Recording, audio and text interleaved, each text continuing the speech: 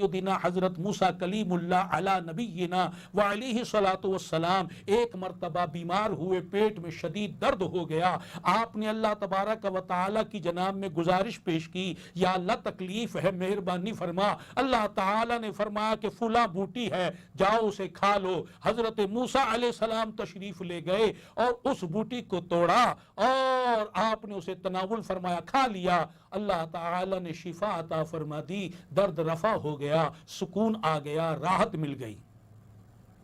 کچھ مدت کے بعد، کچھ وقت کے بعد پھر سے ویسا ہی درد پیٹ میں اٹھا. حضرت موسیٰ علیہ السلام آگے بڑھے، اس بوٹی کے پاس گئے، بوٹی کو توڑا اور آپ نے کھایا.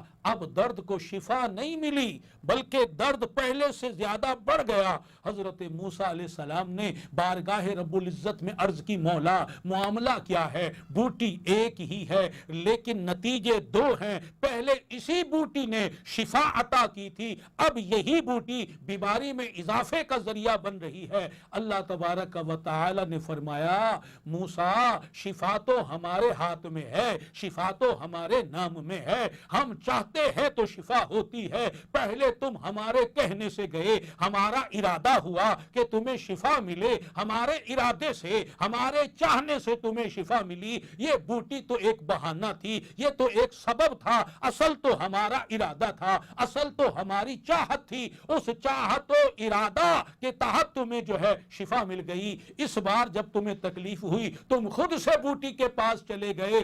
ہمارا ارادہ شفا کا نہ تھا، تم نے بوٹی کو استعمال خود سے کیا. جب ہمارا ہی ارادہ نہ تھا شفا کا تو شفا کیسے ملتی؟ شفا بوٹی میں نہیں ہے، شفا دوائی میں نہیں ہے، شفا میڈیسن میں نہیں ہے، شفا تو اللہ تبارک و تعالی کے ہاتھ میں.